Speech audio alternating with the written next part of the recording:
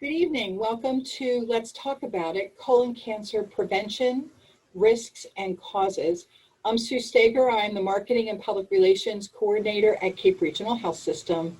Before we get started, I'm going to put up a quick anonymous audience poll. We'll give everyone a few moments to answer the questions. If you are watching this on Facebook or on our website, you will not be able to participate in the poll as the program is being pre-recorded. During tonight's presentation also, you can send questions by clicking on the Q&A button at the bottom of the webinar. We will answer these questions at the end of the presentation. And when the webinar ends, there will be a short survey. We would appreciate your feedback on the quality and the content, as well as give you an opportunity to give us suggestions for future feature webinars. Tonight, our guest speaker is Dr. Anthony Masciarelli, board-certified gastroenterologist and hepatologist with Cape Regional Physicians Associates. Welcome, Dr. Maz. Thank you for joining us, and I will now turn the program over to you. Somewhat evened out across the groups. So with that being said, I'm going to share my screen, share my slides with you, and hopefully you can see those. Can they be seen, Sue? Yes. Beautiful. Okay, great. So these are based upon the American Society of Gastroenterology, and it's a very nice presentation that they put together for us. And hopefully I can get these to advance. There we go. All right, so the big thing about colorectal cancer compared to all other cancers is that it can be prevented. Most other cancers, when they're found, they are already cancers. And colon cancer can actually be prevented by screening processes. Colorectal cancer is the third most common in both men and women. That's behind, but number one is lung cancer. Number two for women is breast. Number two for men is prostate. And then number three across the board is colon cancer. And so as the slide suggests, regular screening for removal can prevent up to 90% of colon cancers via colonoscopy. And this is just a depiction of that, where prostate and breast, once they're found, they're already cancers. There's no screening to prevent, but colorectal cancer is screening to prevent. And I can't stress that enough, and you'll see that as a common theme across the entire program. So again, as the first sentence suggests, you can prevent, not just detect colorectal cancer with a screening test, particularly with colonoscopy, because the prevention is removal of precancerous polyps. And that makes all the difference in the world. And so the suggestion is the power of prevention rules. This is a depiction of the colon. Everyone is familiar with this. It's also called the large intestine, large bowel, or colon. They're all interchangeable. And when we do a procedure, we start at the rectum and we traverse through the colon all the way to we call the right side of the colon, where it says cecum in the picture. Thus we can find polyps in all parts of the bowel and remove those, regardless of where they are.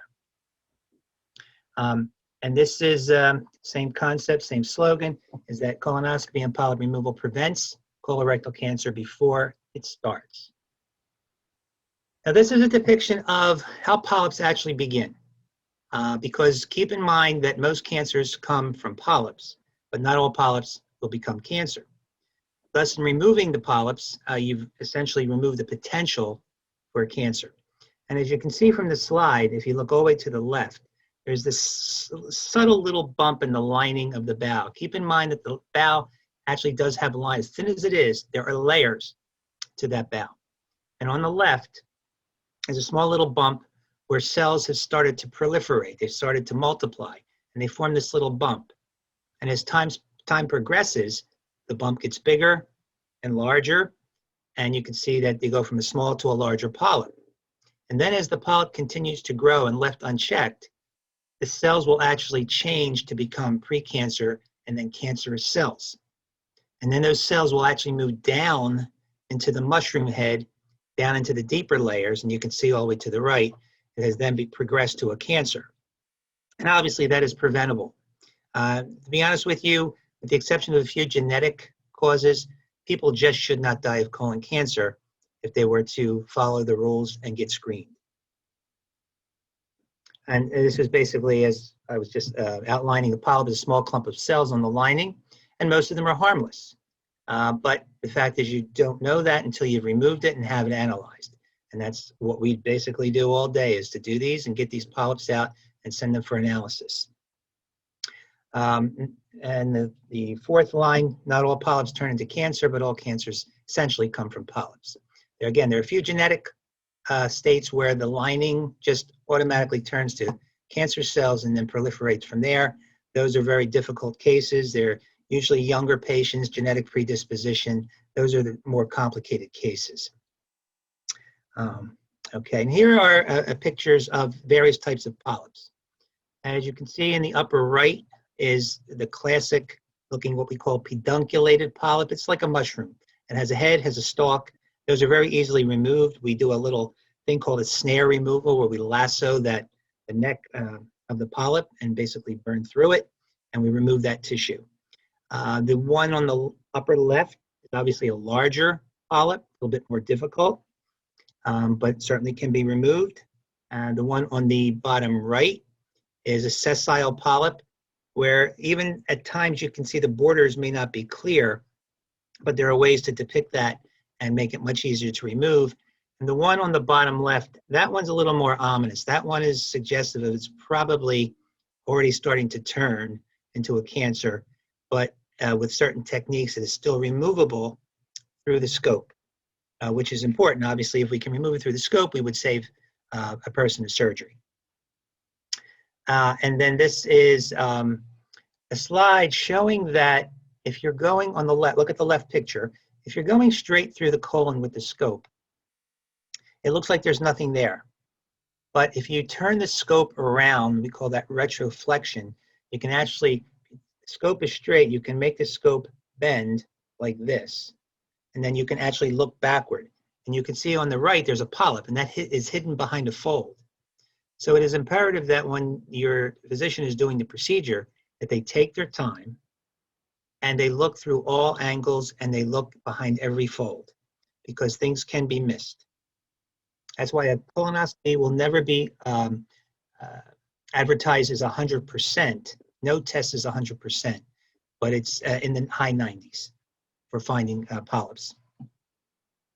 And the screening test can find precancerous colon polyps so they can be removed before they turn into cancer.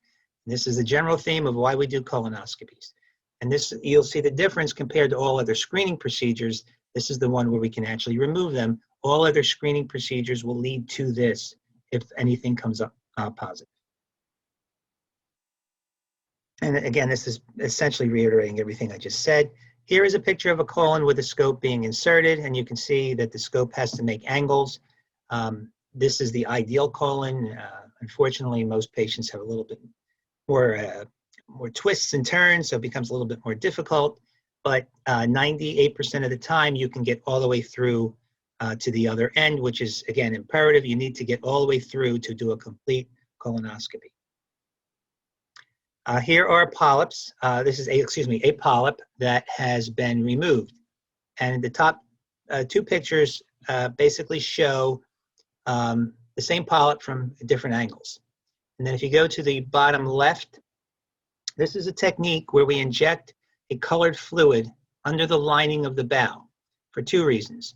One, it literally separates the layers. I said there were layers of the bowel, and you want to remove that top layer as far from the bottom layers as possible so that you separate that out and you decrease the risk of having any complications, burning, and God forbid, putting a hole in the bowel. This is a way we do this with these large polyps. Plus the blue shows the demarcation of where the polyp tissue and the normal tissue occur. And you can see there's a nice sharp burn mark of where that polyp was removed. And then on the right bottom, that polyp is free-flowing in the bowel. We're just waiting for us to grab it and pull it out. And you can see forward in that picture where the blue area is where the polyp was removed. So who's at risk? Well, men and women are essentially equally at risk. There were times where patients thought that only men get colon cancer. Well, clearly that's not the case. And there does seem to be a disparity in time frame of when colon cancers were not as risky or not as prevalent as they are today. So clearly something has changed from the 50s to the 90s, and it's kind of a complex thing to look at, but the bottom line is our diet is very unhealthy and our sedentary lifestyle contribute, and these really seem to be major risk factors for colon cancer. And keep in mind that colon cancer is really a Western phenomenon. This is something we see commonly in the United States, but you go to Asian countries, Africa, where their diet is clearly different, they don't see the rates of colon cancer that we do. But if they come here and live, after a few years, their rate is equivalent to ours. Other risk factors are listed here. Clearly, family history is important, and that's one of the first things we ask a patient if there was a first-degree relative with colon cancer or multiple second-degree relatives, and clearly that puts you at risk. If there's a history of polyps or adenomas, as we call them, again, increased risk. Cigarette smoking, major risk factor for almost all cancers, not only colon, breast, pancreatic, bladder, kidney, all those things are increased risk with cigarette smoking. Obesity is also another one associated with colon cancer, as well as other cancers, because it's an inflammatory state, and inflammation then leads to cellular change, which then leads to cancer. The gallbladder removal one, that's always been somewhat of a dispute. It has to do with bile flow. When you remove the gallbladder, there's more bile flowing to the gut at any given time. And bile tends to be toxic in excess, and the thought was that it triggers an inflammatory response in the colon, leads to polyp formation, which then leads to colon cancer. And a few of the other ones I think are pretty much self-evident. The inactivity we talked about, radiation, for example, if you've had cancer of the uterus, cancer of the ovaries, or radiation was, for whatever reason, with younger men, testicular cancer, if radiation was applied to the abdominal region, hitting the bowel, that increases the risk.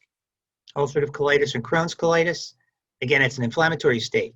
If the bowel has been inflamed for years and years and years, especially unchecked, that increases the risk of cells becoming precancerous and then eventually becoming cancerous.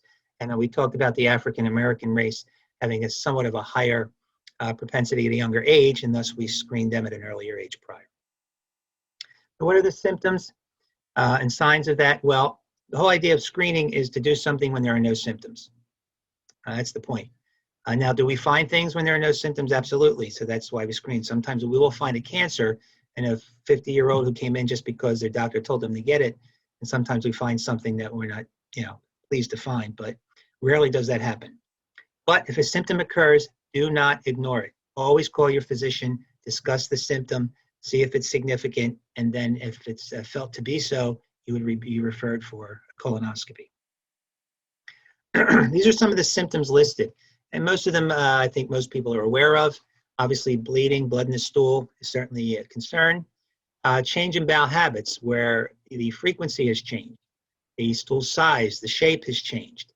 Classically, you've heard of things called ribbon stools or pencil-like stools, where they're coming out thinner, may indicate a colon cancer on the left side of the bowel.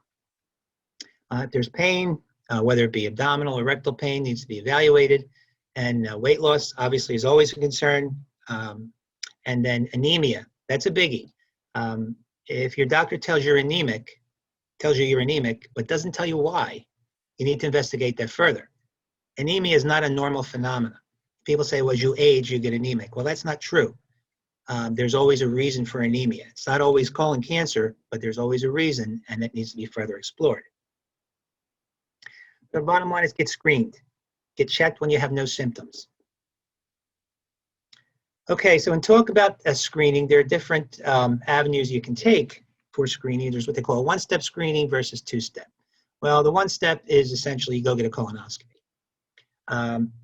Two-step is where you do another procedure, another test, I should say, and if something is shown in that test, then a colonoscopy is to follow. Okay? So the colonoscopy is the one step. Looks for polyps. The entire colon is evaluated from the rectum all the way to the end. You can find them and remove the polyps, and therefore you've removed the potential for cancer. Can't stress this enough. This is the most commonly performed GI procedure in the US, and I'm sure, hopefully, despite multiple attempts of various companies to come up with ways to avoid this, colonoscopy will always be the gold standard, no matter what. So some of the other tests that are available, there's something called the FIT test, fecal immunochemical test. That's where you find hidden blood in the stool, and that can be done annually. And if it comes up positive, guess what? You need a colonoscopy.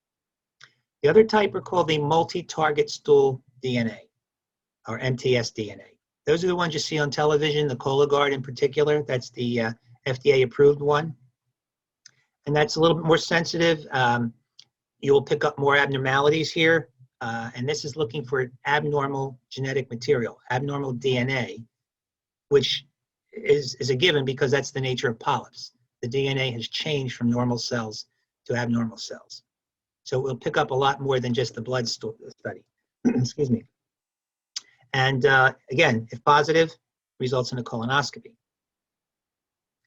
So colonoscopy is a one step, the others are two steps. And certainly it's patient preference.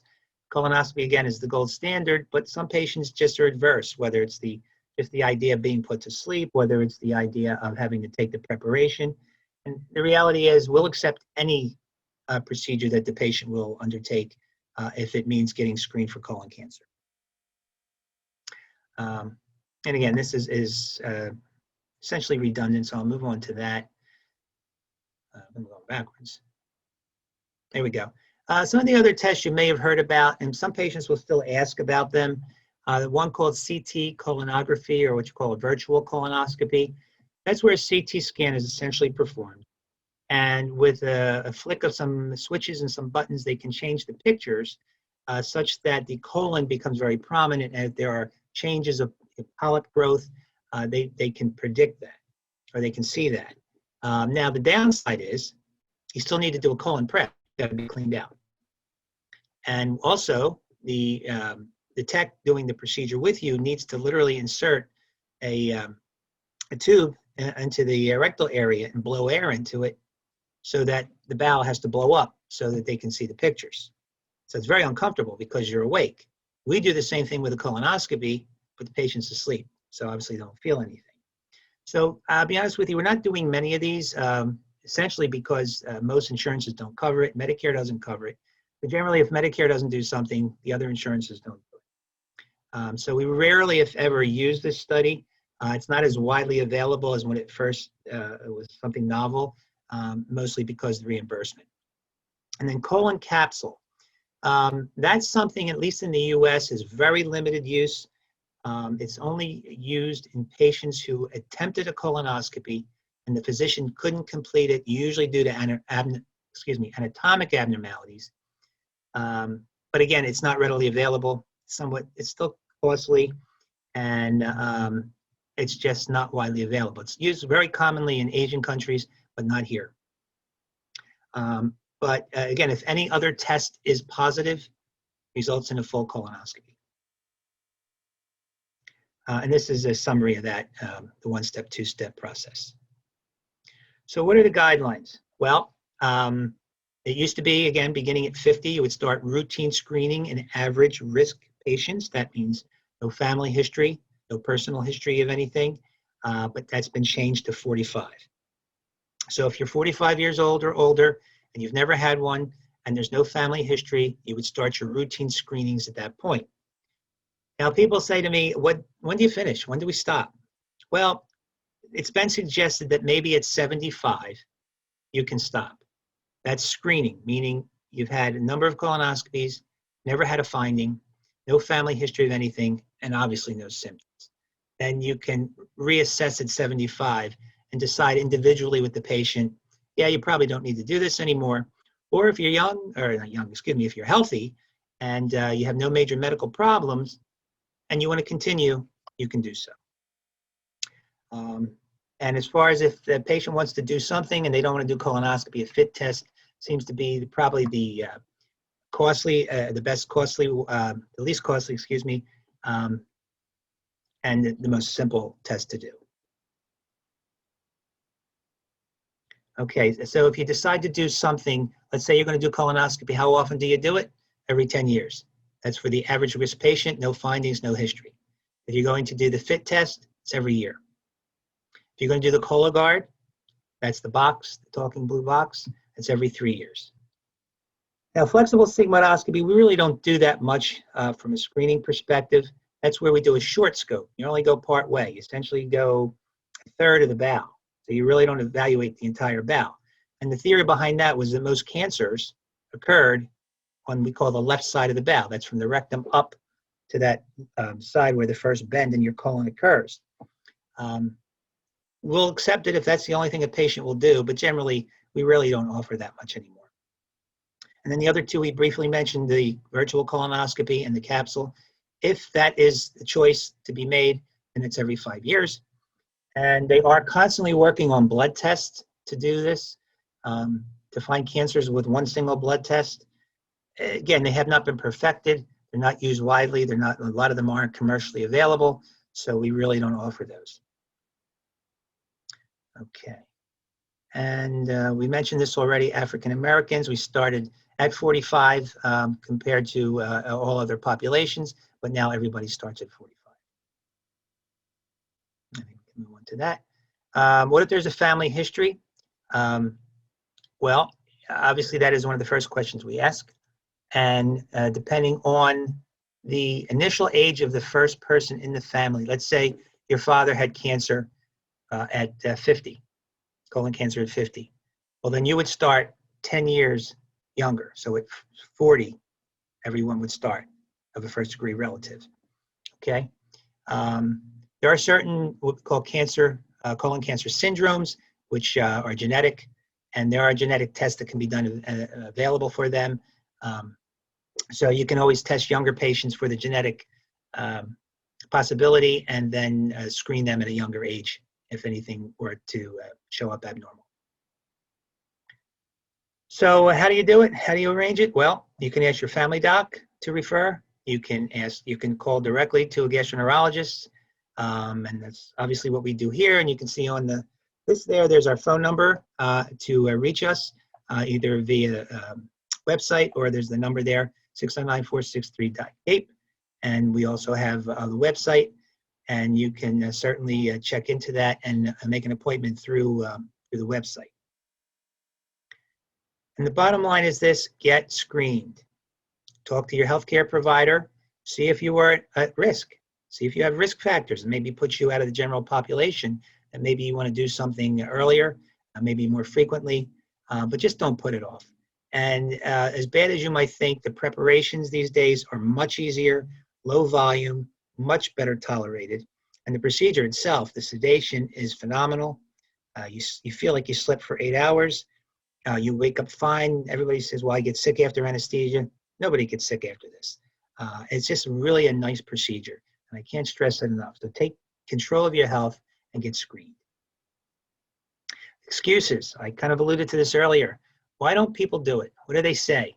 They say, I feel fine. What do I need to do it for? That's the point. Screening is to be done when you have no symptoms. Colon polyps do not cause symptoms, but colon polyps cause cancer.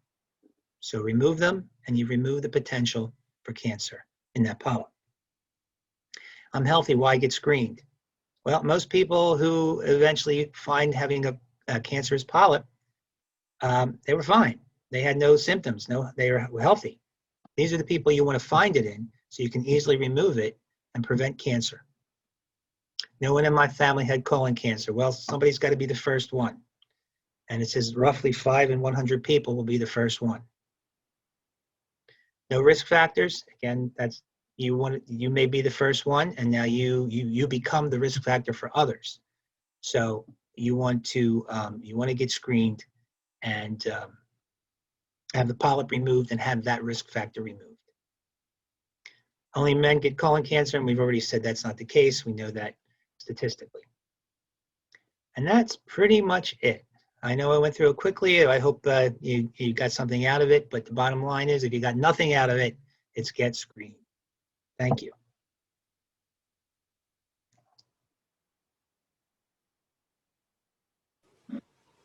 Thank you, Dr. Maz.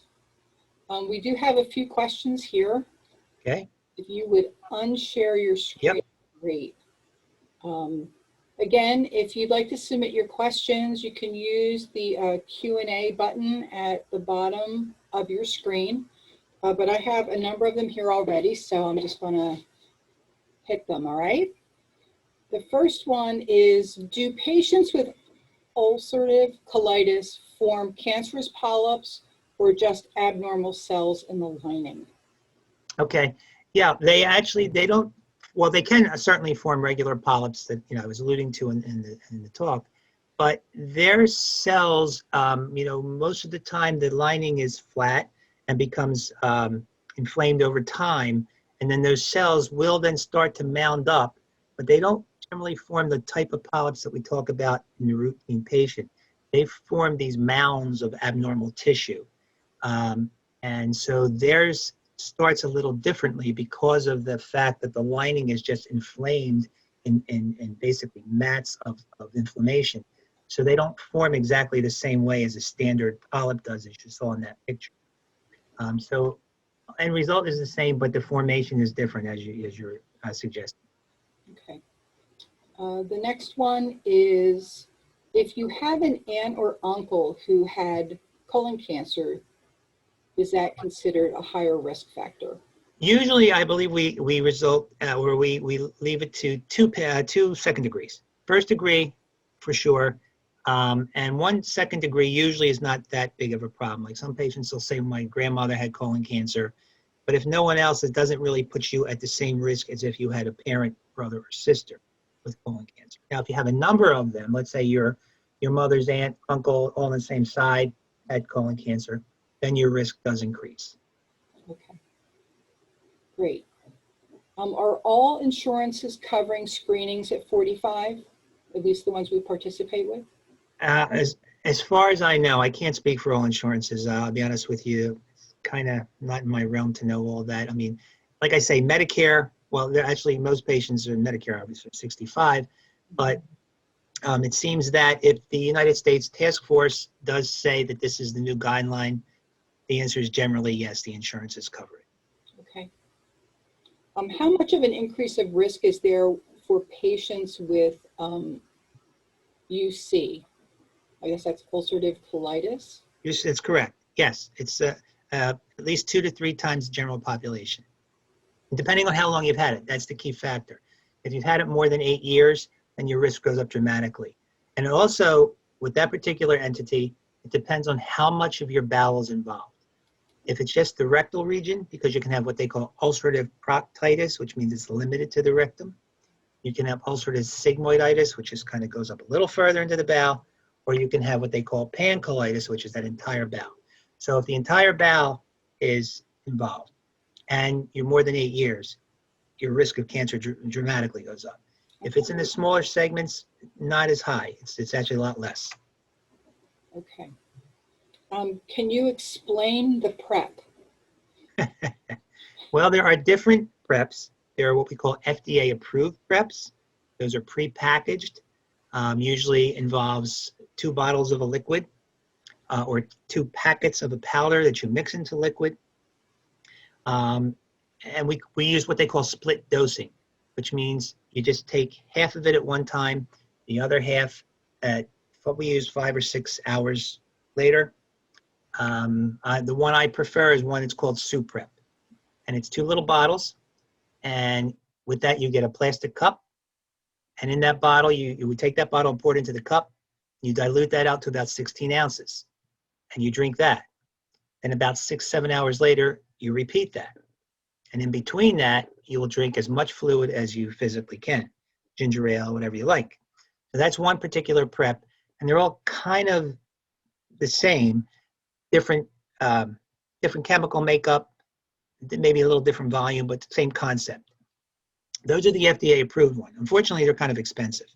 A lot of insurances won't cover them.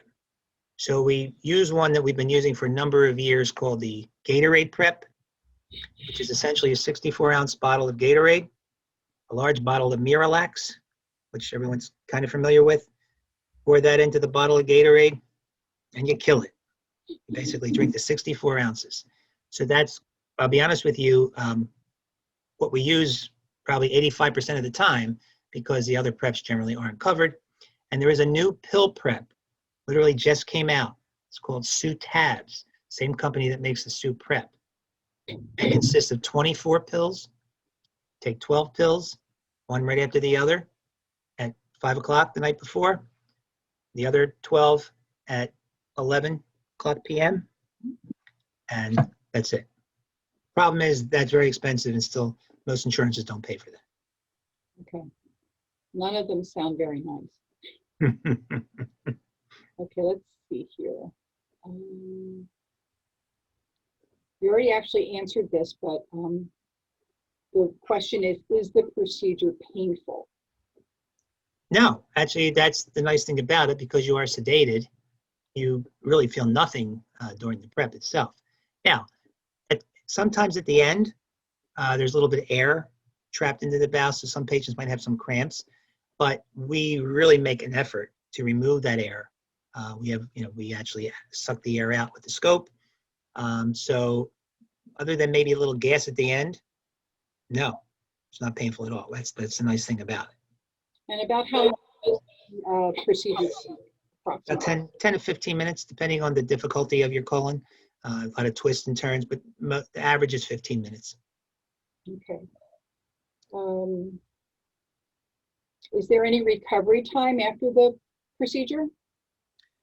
Well, you recover with the nurse after the procedure. You're there about 20 minutes, half hour at the most, and you essentially feel as well as when you came in. They give you something to eat, drink, and you go home, and then you go to the diner. That's the best part. That's pretty much it. 2 more questions. Mhm. Does diverticulitis increase the risk of colon cancer? It does not. Okay, It does not. good. And let's see here. The question from the attendee is, it can take months to schedule an office appointment with a gastroenterologist first, and then additional months to schedule a colonoscopy. If I have a positive Cologuard test, is it okay to wait months for a colonoscopy and a diagnosis? That's a very good question. And recent studies have actually looked at that. And clearly, as common sense, I guess, would suggest, the longer you wait, the chances of something being found advanced is high. So the reality is, if that is the case, we generally don't let that fester. Especially if we know why you're coming in. As you say, I had a positive Cologuard, or your physician refers for a positive Cologuard, we tend to get you in faster. And as far as the timing of procedure, once you're seen, the only rate limiting step is the actual insurance circumstance. Some insurances want, particularly Medicaid, they want a 2-week period to review. Now, thankfully, we have great staff, and they know how to deal with this and expedite this. But once you've made the initial contact, theoretically, we could do it the following day if need be. So that part's not really, it's the initial contact. But once we know that's why you're coming in, it kind of changes the speed at which you're seen. So would you that if the patient experiences that they let their primary care physician know so that they can make the referral directly, or should they call your office directly? If their insurance allows and don't require primary care referrals, certainly we invite them to call directly. Absolutely. Because this way, if they give the receptionist or the person taking the call the reason why they're calling, they kind of know, the girls up front know the cues of what to do about getting patients in. Okay. All right, let's see. We have one more here. It's a little lengthy, so let me see if I can summarize it.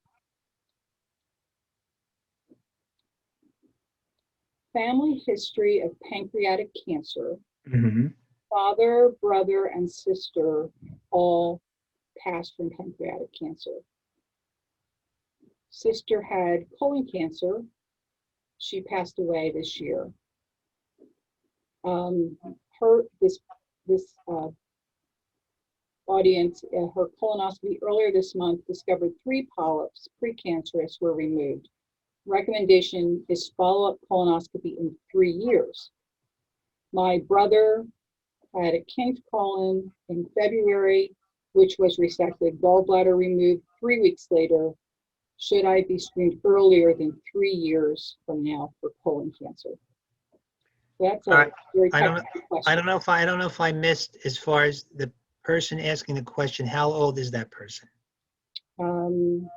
They did not say, but hopefully they're still on and they can answer that question.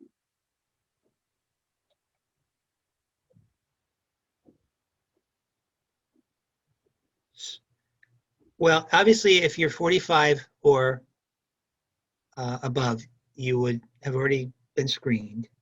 If you are not, but the person who had the somebody had colon cancer, right, in that story? Yes. Okay, so if you're at least 10 years younger than the person who had that original colon cancer, that would be the age at which you would start, 10 years younger than that particular person. Okay. Okay, now if all those people had those cancers that you mentioned, seem to be falling into what they call a family cancer syndrome. Okay, there are a number of them, and that's a genetic circumstance. So those that can be tested for. My suspicion, I would hope, that the oncologist involved in the care of some of these patients would have probably suggested that, and if they haven't, they should, because those, particularly the pancreatic and the colon together, some family breast and the other gynecologic cancers run with those. So my suspicion is that the oncologist at least should be told about all those family members and should run genetic testing for that. And I don't know if I answered it or not. question who asked the question is 72. Say again? The person who asked the question is 72. Oh, well, then I would assume that that particular person has been screened along the way. And then depending on what had been found in that patient along the way would determine the frequency.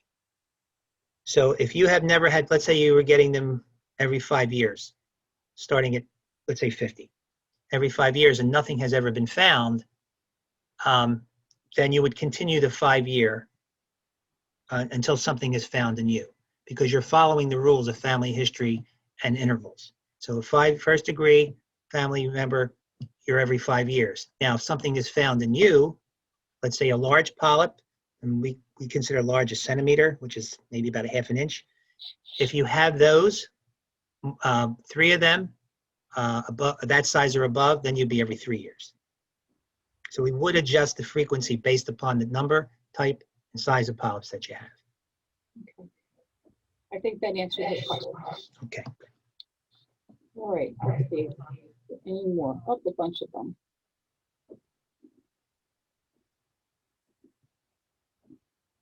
If a patient has ulcerative colitis or Crohn's disease, how often should they have a colonoscopy?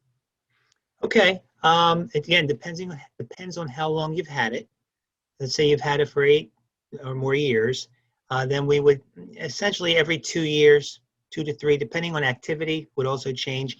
If it's well controlled, not well controlled, that may change your interval, but we would basically do them every 2 to 3 years. Okay.